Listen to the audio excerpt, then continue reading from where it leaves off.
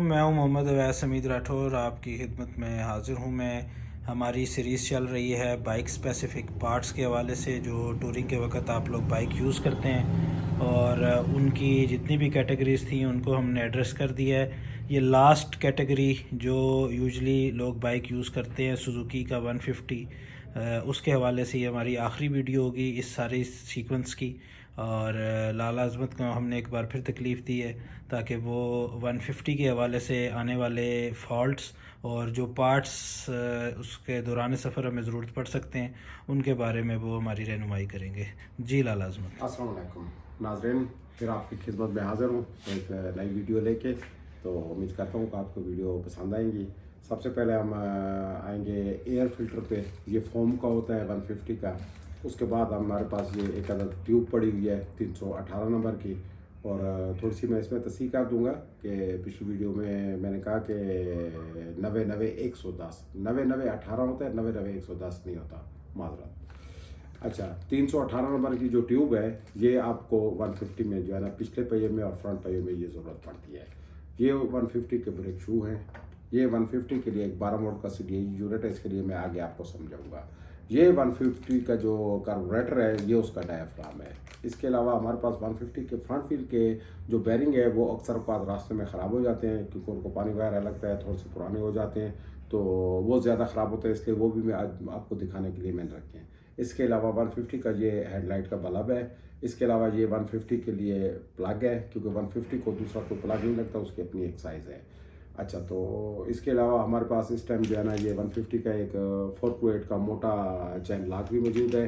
अच्छा, ये 150 की जो है ना गियर की सील हो गई, और ये इसकी जो है ना किक की सील हो गई। वैसे आमतौर पे 150 जो सीलें हैं उनमें जो लीकेज आती है वो सिर्फ गियर सील की आती है। हमने एहतियातन जो है ना साथ जो है ना किक सील भी रख दी है, कि क्योंकि इतनी महंगी नहीं होती, ताकि ये आपको आगे ज़रूरत आए तो आपके पास मौजूद हो। अच्छा, अब मैं थोड़ी सी आपको डिटेल बताना चाहूँगा। जो सबसे पहली बात है वो ये है कि जो 150 है इसमें जो CDI यूनिट इस्तेमाल किया जाता है वो 3 फेज़ होता है, जबकि बाकी जितने बाइक हैं YBR 1 to 5 को छोड़ के, इनके अलावा बाकी जितने बाइक हैं उन सब में जो CDI यूनिट इस्तेमाल होता है वो सिंगल CDI यूनिट होता है, सिंगल फेज़ होता है। तो ये 3 फेज़ होता है, इसलिए ज़्यादातर ये CDI यूनिट इनका ख़राब नहीं होता। लेकिन उसके बावजूद चूँकि पहाड़ी सफ़र होता है, बाज़ औक़ात शदीद गर्मी होती है या मोटरसाइकिल चलने की वजह से बहुत हीट हो जाता है, जिसकी वजह से CDI यूनिट ख़राब होता है। और हमने आपकी रहनुमाई के लिए एक CDI यूनिट अलहदा से 12 वोल्ट का रखा है। इसमें कोयल कड़ा नहीं रखा है, क्योंकि रास्ते में कोयल कड़ा आपके लिए बदलना 150 का ख़ास तौर पर बहुत मुश्किल है। तो उसका आसान हाल है एक 12 वोल्ट का CDI यूनिट, जो कि सिंगल फेस होता है। ये आप किसी भी इलेक्ट्रिशियन से इंस्टॉल करवा सकते हैं, और ख़ुद इंस्टॉल ना करें, क्योंकि वायर्स अगर गलत लग गई तो आपका कोयल कड़ा जल सकता है।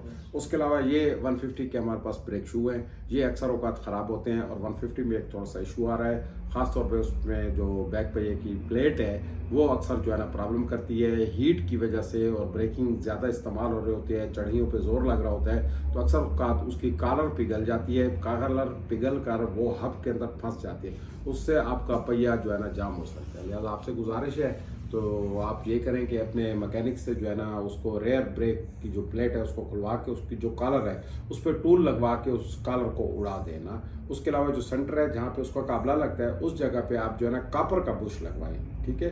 पहले सिल्वर का लगा होता है, उसको आसानी से निकल सकते हैं। तो ये खराद वाले का काम है, मैकेनिक इसको खोलेगा और खराद वाला जो है ना इसको आपको जो है ना नया बुश लगा के देगा। ये इतना बड़ा खर्चा नहीं है। हाँ, अलबत्ता अगर आपकी प्लेट रास्ते में फंस गई या वह टूट हो गई तो आपको रास्ते में बहुत प्रॉब्लम होगी, क्योंकि 150 जो सुजुकी है उसको कोई भी और प्लेट फिट नहीं होती, उसकी सिर्फ अपनी ही फिट होती है।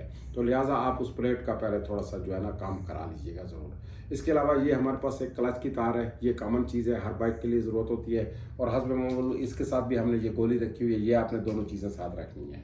अब मैं आ जाता हूँ 150 जो बाइक है उसके जो है ना हम डायाफ्राम पे, जिस तरह 1 to 5 YBR में डायाफ्राम लगा होता है, इसी तरह जो 150 है उसमें भी कार्बोरेटर के अंदर डायाफ्राम होता है। नाज़रीन, ये जो डायाफ्राम है ये काम इस तरह से करता है कि जब आप एक्सलेरेशन करते हैं तो उस टाइम चूँकि एयर जो है ना इनटेक करता है इंजन, तो इनटेक के दौरान ये जो डायफ्राम है इसमें सेक्शन पैदा होती है, जो एयर फिल्टर से हवा आ रही है तो उससे सेक्शन पैदा होती है, तो आपकी जो बटरफ्लाई है वो खुलने लगती है।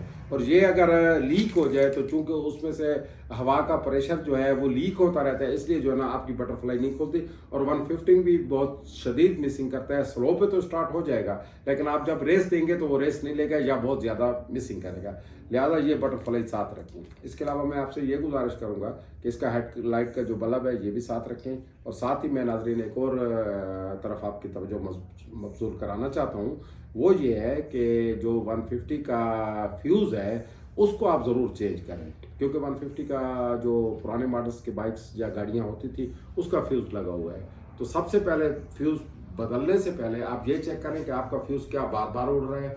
अगर आपका फ्यूज़ बार बार उड़ रहा है तो फिर तो आप इलेक्ट्रिशियन से पहले अपनी वायरिंग चेक करें। और वायरिंग में भी आपने ये ख्याल रखना है, ख़ास तौर पे जो फ्यूज़ उड़ता है वो बैक लाइट के बल्ब होते हैं वो शॉर्ट हो जाते हैं। दूसरी चीज़ है, जो बैक लाइट की आपकी ब्रेक वाली जो लाइट जलती है तो बैक लाइट का जो स्विच है वो शॉर्ट हो। ये दो चीज़ें, बैक लाइट का जो स्विच है और बैक लाइट के जो बल्ब्स है उनको आप चेक करवा लें। उनको पहले दुरुस्त करने के बाद आप इसमें गाड़ी वाला जो है ना फ्यूज़ इस्तेमाल करें। और फ्रिज वाली आप निकले लें 2 अदद, वो आपको 50-60 रुपए की मिल जाती हैं। तो उससे जो है ना आप गाड़ी वाला जापानी फ्यूज़ ले लें और 10-15 एम्पेयर से ज़्यादा का फ्यूज़ यूज़ ना करें, क्योंकि इससे ज़्यादा फ्यूज़ इस्तेमाल करने का मतलब यह है कि आपने डायरेक्ट कर दिया है। तो लिहाजा आपकी खिदमत में गुजारिश है कि ये कॉमनली फाल्ट आता है, कोई इतना बड़ा फाल्ट नहीं है, इसको आप आसानी से जो है ना ट्रेस कर सकते हैं, लेकिन अपने वायरिंग को ज़रूर चेक करवाएं। और जब आप सफ़र पे जाएं तो ये चेयर लॉक जो है ना आपने ज़रूर ले जाना है 4-8 का।